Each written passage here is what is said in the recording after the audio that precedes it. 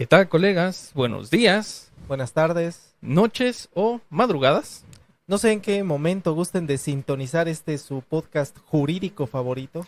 Claro. Y en esta ocasión traemos un tema que pues ha dado mucho la nota. Sí, Y híjole, creo que las conclusiones tal vez gusten y no.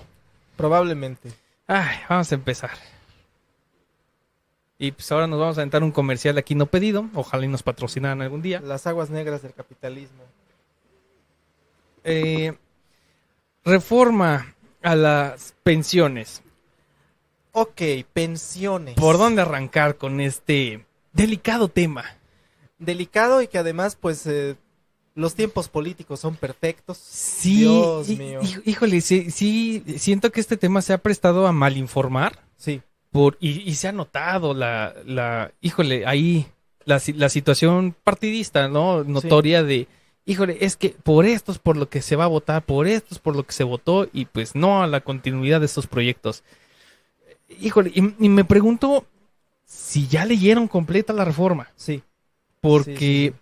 no es lo que los medios nos están pintando y eso, híjole, a mí no defiendo ningún partido ni ningún candidato y creo que lo hemos tratado de expresar en cuanto podcast en el que medio hemos tocado tintes partidistas, pues hemos tratado de dejar bien clara que no hay inclinaciones en este podcast. Sí. Pero, híjole, qué difícil de repente inclinarte hacia una oposición, pues que también se basa en mentiras. Sí, que de pronto pareciera, hace unos 6 años más o menos, se hablaba de los chairos. Ajá. Y ahorita siento que la oposición pues son los nuevos chairos que sacan sus conspiraciones Sí. ahí extrañas. Y- Pero dime, Sí, no, digo, y justo extraño, ¿no? Porque pues es como de hablar, es que esa era la situación con el Charo, ¿no? Defender lo indefendible, hablar por hablar, y justo es en lo que está cayendo ahorita la oposición, ¿no? sí. Pero vamos a empezar con la cuestión de las pensiones y aquí me gustaría hacer un pequeño recuento de cómo está el tema de pensiones, cómo estuvo el tema de pensiones antes Sí. y cómo vino la reforma en su momento en el 95. Para empezar, que hasta antes de 1997, con esta famosa reforma, famosa ley del 97, había un Oh, sí. esquema de reparto de pensiones. La seguridad social en México se basaba en un esquema de reparto en donde tú cotizabas un determinado número de semanas, que era muy inferior al que se pide actualmente. Sí, muy inferior. Muy Si inferior. hablamos de menos de 10 años de cotización. Se habla de 500 semanas de cotización y a partir de esa fecha, si tú tenías ya la edad que se requería, podías optar por la cesantía en edad avanzada, Sí. vejez, y en el otro caso, por el retiro, ¿no? Así es. Si tenías 65, entonces ya era la pensión por retiro. Son dos pensiones diferentes que manejaba el esquema del Seguro Social y que claro, cuando se creó el Instituto Mexicano del Seguro Social en 1946, existía un pensionado por Sí. cada 10 trabajadores. Pero para 1997 es que estamos hablando de 5 pensionados por cada 5 trabajadores. Un número más o menos equiparable. Ya no existe esta situación de lo que le llaman una pirámide, ¿no? Sí. Donde la base que cotiza sea más amplia, más grande, que pues en un momento determinado estas personas que ya están recibiendo una pensión. Sí. Y híjole, a esto se le pueden atribuir 1000 cosas. Creo que lo principal es pues regresar a nuestras clases de primaria en donde se nos explicó a todos y para el que no haya ido a esa clase en específico de quinto año de primaria que hay una pirámide poblacional Sí. y que esta pirámide poblacional está tendiendo no solo en México sino en todo el mundo a invertirse. Sí. México era un país de jóvenes, de niños de hecho, en los 50s, 60s, 70s. Sí. De jóvenes en los años 80s, 90s, 2000s y ahorita cada vez más está siendo un país de adultos Sí. y empezará a ser un país de viejos, en el buen sentido de la palabra. Sí. Aquí justo esa es la situación. El sistema de pensiones en su momento no contempló esta situación. Independientemente de la base que cotiza, otro problema adicional a esto es la gran cantidad de empleo informal. Sí. Porque bueno, si tienes 30 millones de mexicanos y de esos 30, pon tú que 15 estén en una edad activa, productiva, pero pues de esos, yo creo que... ¿Por qué nada más hay 10 millones inscritos en el Seguro Social? Justo.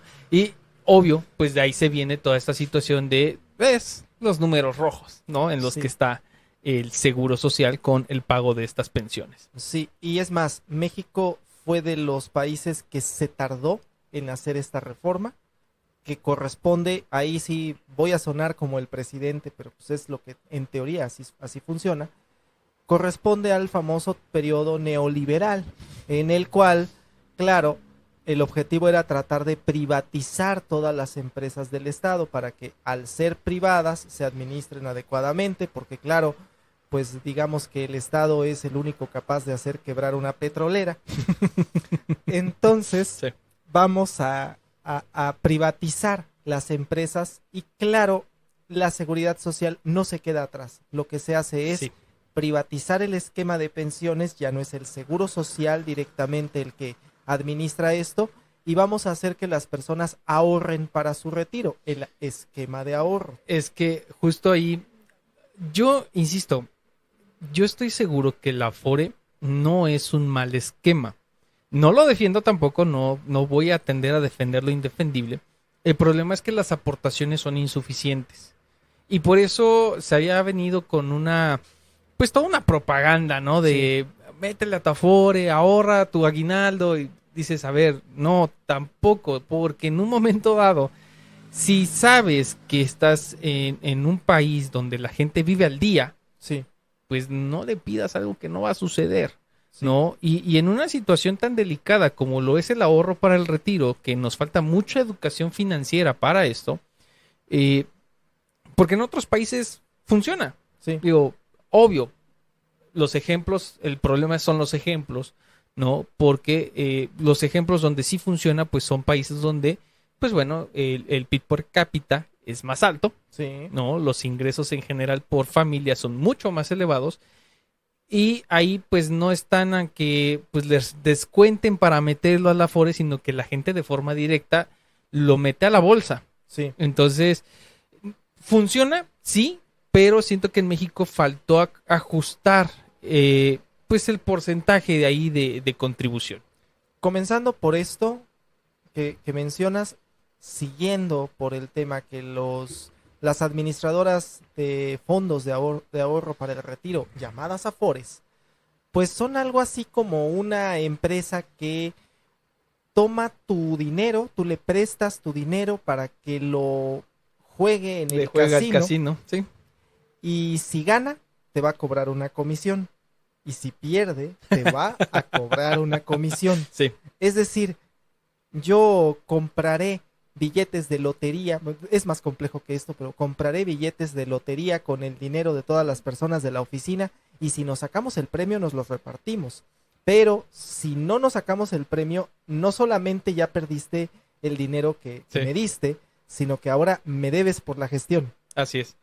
Es que, insisto, yo creo que faltó regulación, porque por ejemplo, para las Afores, yo creo que debieron por ahí de haber establecido ciertos candados pues para que las inversiones no fueran de un determinado riesgo. Ciertos porcentajes, ¿no? De lo que le llaman diversificación, ¿no? Que estuvieran pues localizados en instrumentos pues relativamente seguros, ¿no?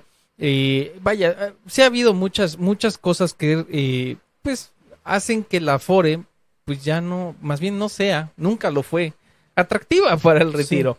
Entonces, algo que se le aplaude a este gobierno es, es que esto sí es un problema, ¿no?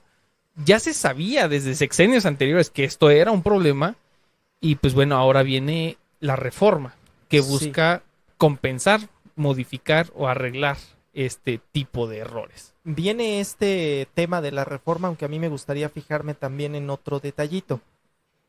Por ahí del año 2002 hubo una modificación al esquema de pensiones nuevamente en el que se manejaban estas distintas cajas en la cual cada una de las personas podía decidir a cuál inversión podía ir parte de su dinero, y que también iba en función de la edad. Entonces, si tú, por ejemplo, ya estabas cercano a los 60, iban a hacer inversiones de bajo riesgo, en tanto que si tú estabas por ahí de los 20, iban a hacer inversiones de alto riesgo. Pero al final, pues digamos que se quedó eso en unas muy buenas intenciones, porque nadie hizo, o casi nadie hizo el esfuerzo de decir, ok, quiero que vaya a esta caja. No, tal cual dejaron que las Afores hicieran lo que quisieran. Y aparte que escondida en esa reforma vino un transitorio bastante macabro que estableció que las actualizaciones de las pensiones se iban a dar conforme al Índice Nacional de Precios al Consumidor, y ya no conforme al salario mínimo. De tal manera que una persona que en el 2015 se haya pensionado con una pensión mínima, aún bajo la ley del 73, pensión mínima, salario mínimo, hoy en día recibe una pensión inferior al salario mínimo. Así es. Y justo yo creo que es el mayor tema de complejidad aquí, de buscar que tu retiro te garantice cuando menos lo mismo que venías ganando en activo. Sí. Y, híjole, es complejo. Y vaya, generarle al Estado una carga tampoco es opción, porque eso es lo que se viene haciendo con los pensionados del régimen anterior, ¿no? Básicamente es dejarle la carga al Estado. Volver a ese régimen tampoco es la opción. Sí. Y justo esta reforma es, pongámoslo un punto intermedio, ¿no? En el que dice, ok, sí se van a seguir usando en cierta medida las Afores, ¿no? Se van a seguir haciendo estos ahorros por el retiro, pero pues va a venir este fondo para el bienestar. Ajá, fondo de pensiones para el bienestar.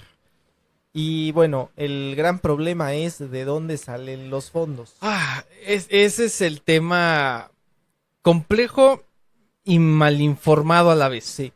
Porque sí alarma, ¿no? Si uno se va con el puro encabezado de que es que la financiación principal va a salir de pues estas Afores que nadie ha reclamado. Este dinero que aparentemente no tiene dueño y aparentemente es en letras muy grandes, subrayado y en negritas, aparentemente, porque finalmente son los ahorros de la vida de una persona. Sí. Entonces, pues de ahí se van a tomar estos para que funcione como fondo, ¿no? Un gran fondo, y de ahí pues se puedan pagar pues estas, pues bueno, estas porcentajes, ¿no? Para que se logre pues este intercambio de lo que te alcanza con tu Afore. Sí. Y pues ahora sí que a completarle para que se pueda jubilar con lo que era su salario. Sí. Hay que entender que además hubo una reforma en materia de pensiones hace un par de años que disminuyó el número de semanas, porque hubo, vamos, de la ley del 97 y la ley del 73 es un abismo de diferencia en número de semanas. Sí. O sea, de 500 a 1250. Sí. De 10 a 25 años de trabajo. Así es. De cotización. Porque muchas veces confundimos, es que trabajó 25 años. Ajá, pero nada más cotizaste 5. Así es. Entonces, y se vino esta modificación que disminuyó el número y lo dejó en una media, que son 1000 semanas. Sí. E incluso para la generación de transición les hizo un descuento adicional para llegar a las 800 semanas, que le permite a la generación de transición, alguien que en el 1997 empezó a cotizar y que hoy tiene 60, lo cual de hecho es posible, alcance una pensión y no tenga que estar pues cotizando otros 5 o 10 años más. Así es. Para poderse pensionar, porque ese es justo el problema que empezó a surgir ahí. Sí. Que hay personas que empezaron a cotizar en el 97 y empezaron a cotizar tarde en cuanto a edad. Sí. O sea, ya a sus 30 empezaron a cotizar en el 97 y hoy, ¿qué crees? Que ya están cerca de los 60 y no alcanzan las 1250 semanas. Es que sí, es todo un lío el tema de las semanas de cotización, porque además otra situación en la que casi no hubo información es de repente los apoyos para el desempleo. Sí. Sí. Porque no faltara quien le pellizca ahí para los apoyos al desempleo, pero híjole, ¿qué crees? no solo, no es un apoyo gratuito, Sí, sino que te estás autorrobando semanas de cotización. sí. Entonces, tema grave también ahí que... Tema bastante grave, porque incluso si no me equivoco, ya en la actualidad hasta el apoyo por matrimonio Sí. implica semanas de cotización, que a mí me parece francamente una babosada. Eso de que se supone que es una prestación social. Debería de Pertenece a estar la- incluida, ¿sí? Pertenece a la quinta rama de aseguramiento. Pagas una cuota por prestaciones sociales Sí. y resulta que Te la cobra. te la cobran con semanas de cotización. Y es curioso esto, porque entonces no existe un seguro realmente de desempleo. Así es. Lo que hay es un esquema en donde tú te estás quitando de lo que estás ahorrando para el retiro. Sí, Literalmente le estás quitando a tu yo del mañana. sí, así es.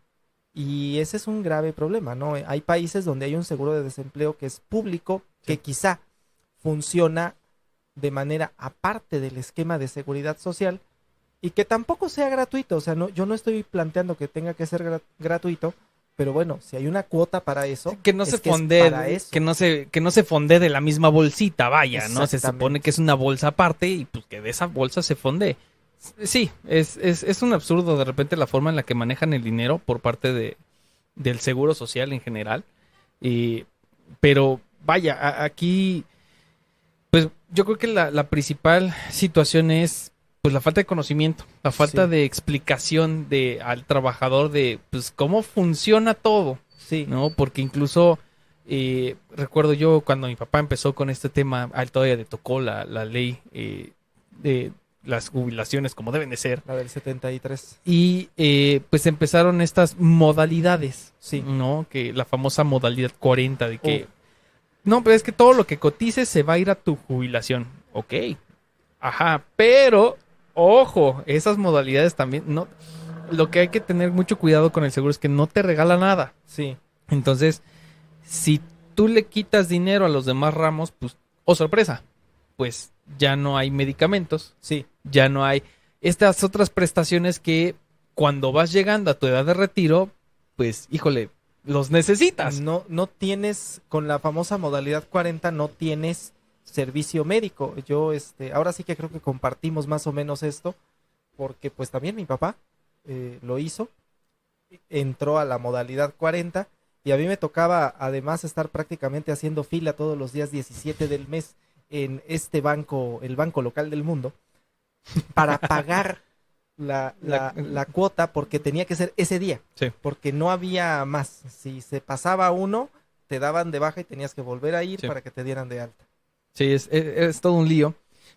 Pero a lo que voy es de que se Sí. los vendían, o al menos a mi papá en su momento se lo vendieron como la panacea. Sí, ¿No? Es que no importa, casi casi que no importaba el salario de cotización, ¿no? Porque porque tú elegías el salario. exacto.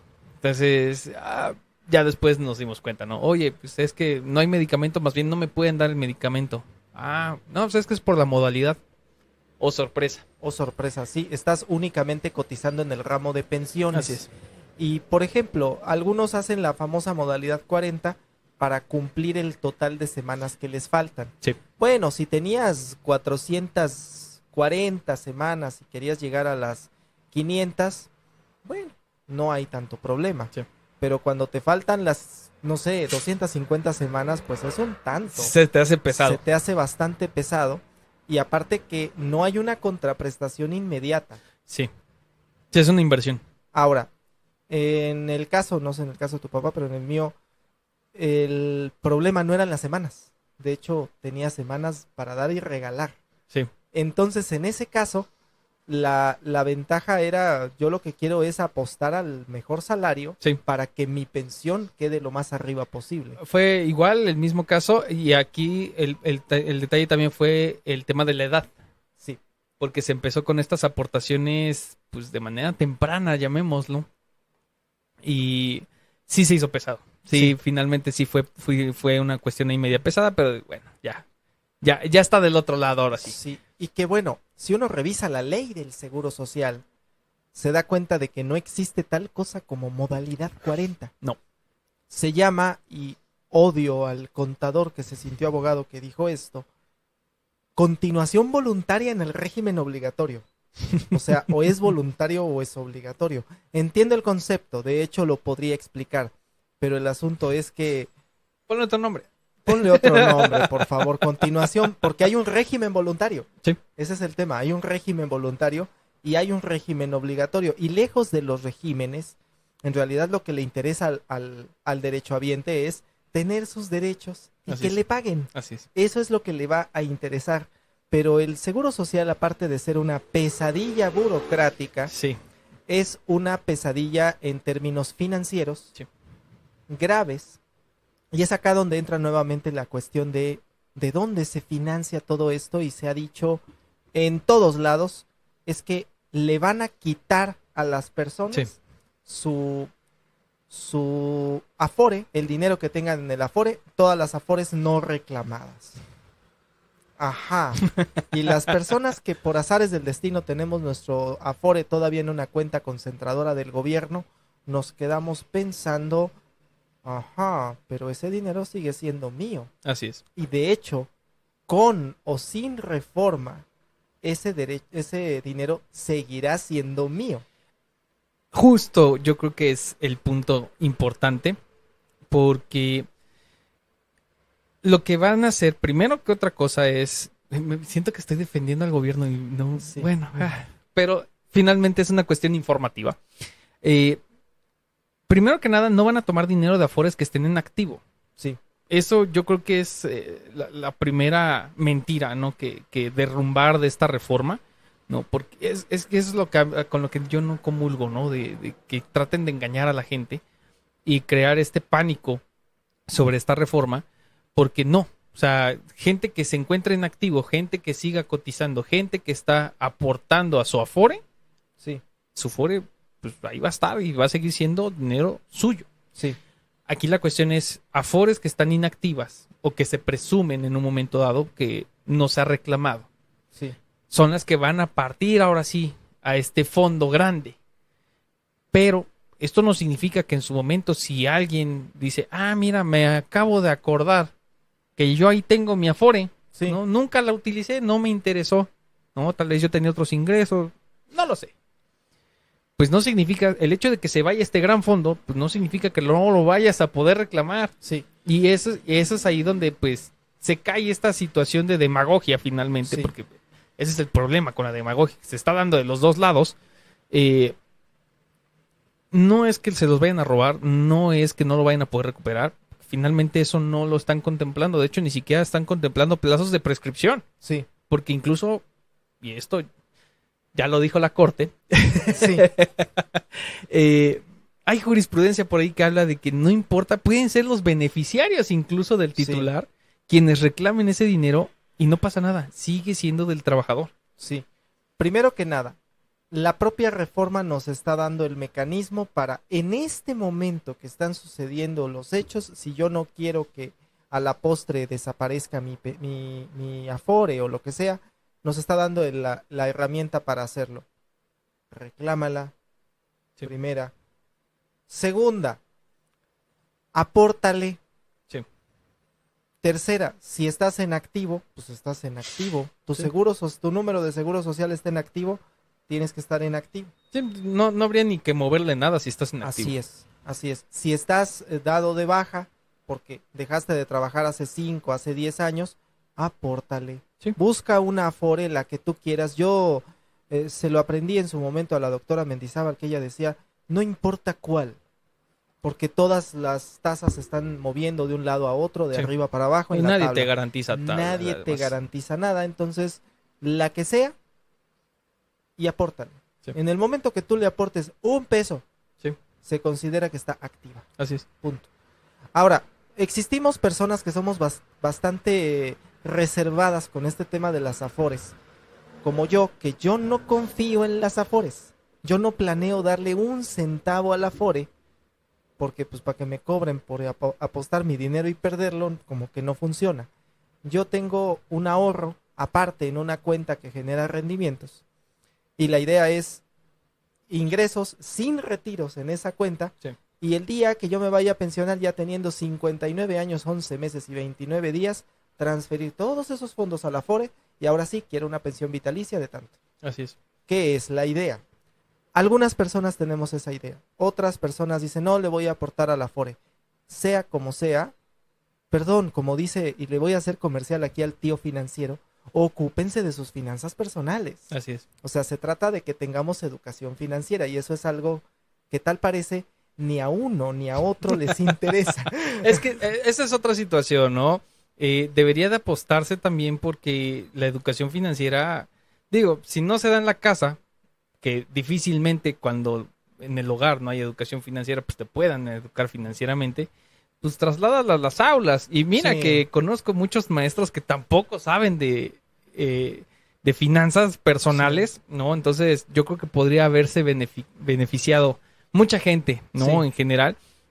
¿Cuál es el problema? Que son proyectos a largo plazo. Sí, Entonces, el detalle es qué hacemos con los que ya se van a pensionar hoy.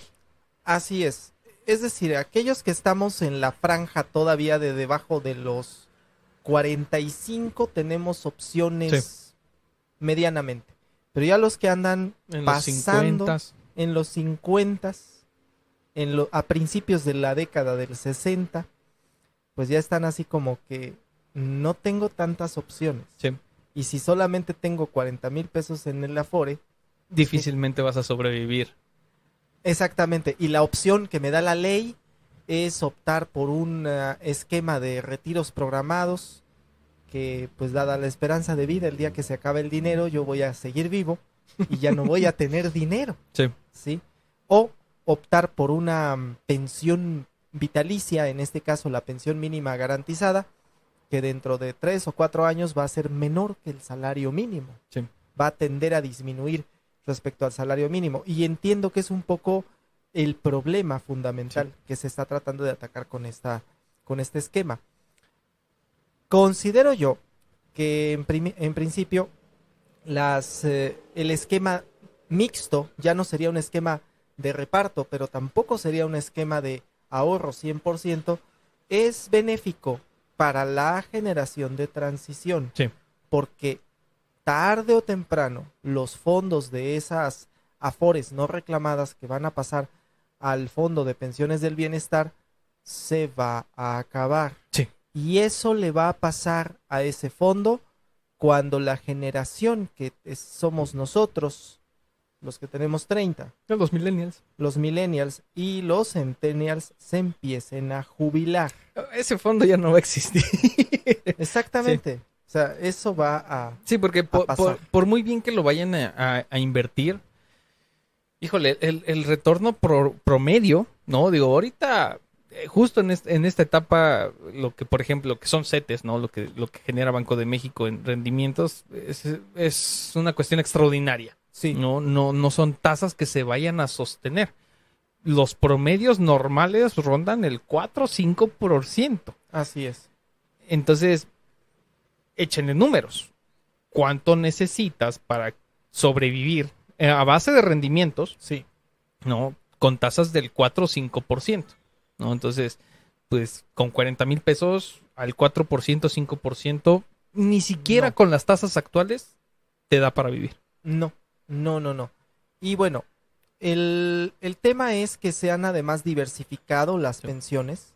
Tenemos la pensión del Seguro Social, el ISSSTE tiene su propio esquema de pensiones, ni qué decir del ISFAN porque ese es un régimen de privilegio. Bueno, sí. Y las famosas pensiones del bienestar. A mí me parece que tenemos muchas instituciones de pensiones y en realidad solo debería existir una. Sí. Debería estar homologado porque además en el caso, por ejemplo, de los trabajadores del Estado, de los estados, Sí. no de la federación, de los estados, se da una situación de pronto muy complicada porque un sexenio los hacen cotizar en el ISSSTE, Sí. otro sexenio en el IMSS Sí. y así se la llevan. Y Sí, no cuando hay se dan continuidad. cuenta, es que, ¿qué crees? Que tengo 498 semanas en el ISSSTE y 498 semanas en el IMSS. ¿Y qué crees? En ninguno de los dos te toca pensión. Así es. Sí, no, es complejo. Fíjate, todavía ahí tendría la opción de que, pues bueno, en el IMSS busco cómo asegurarme para completar esas semanas, pero en el ISSSTE, ¿quién? Ajá, exactamente. Y normalmente son prestaciones muy parecidas, pero dice uno es que trabajó casi 1000 semanas. Sí. Las semanas deberían acumularse en un solo esquema, porque es una sola persona. Son dos instituciones, estoy de acuerdo, pero es una sola persona. Y el beneficiario de esa pensión va a ser una sola persona. Y volvemos al tema que en algún momento platicamos en otro podcast, que entonces vamos a tener trabajadores de primera y trabajadores de segunda. Ay, qué lamentable. Sí. Qué lamentable, y qué lamentable el tema de la desinformación con todo esto. Porque en realidad no es tan grave como lo están planteando los medios de comunicación. No es un robo. No. Porque eso es con lo que están pintando. Es que no se están robando nada. Van a usar esos fondos, a lo mejor, llamémoslo, no sé, un poquito a la mala, ¿no? Porque no te van a preguntar. Sí. O sea, únicamente van a ver, ok, está inactivo desde X cantidad de tiempo, pásala. Pero, pues de eso a que les quiten el dinero a los trabajadores, pues hay un mundo de diferencia. Sí. Y que además, vamos, un trabajador hipotético que en el 2015 dejó de trabajar y está inactiva ahorita su Afore, su número de seguro social está inactivo. Y que tenga ahorita, no sé, unos 34, 35 años y que de pronto empieza a cotizar, ¿qué crees que va a pasar? Inmediatamente se van a jalar esos fondos. Así es. ¿Por qué? Porque el Afore de esa persona se reactiva. Así es. ¿Sí? Así es. Es decir, no es así como que te lo van a quitar ya de buenas a primeras, a lo chino, como se dice coloquialmente. Es que es justo la campaña de desinformación, ¿no? De pensar o hacer pensarle a la gente que es quitarle sus ahorros y pues no es así. Sí. ¿Hay alguna forma de concluir con esto? Ay, pues que las campañas de desinformación se dan dando de ambos bandos y, híjole, qué pozo de de porquería realmente no se ha convertido la política mexicana en lo general. Sí, que además sistemáticamente decirle que no al otro solo porque dice que sí. Exacto, sí, en eso ha incurrido pues la oposición. Sí. Y pues ni modo, es lo que nos ha tocado. Cuando veamos una reforma de la oposición va a pasar lo mismo con lo que son ahorita gobierno. Claro.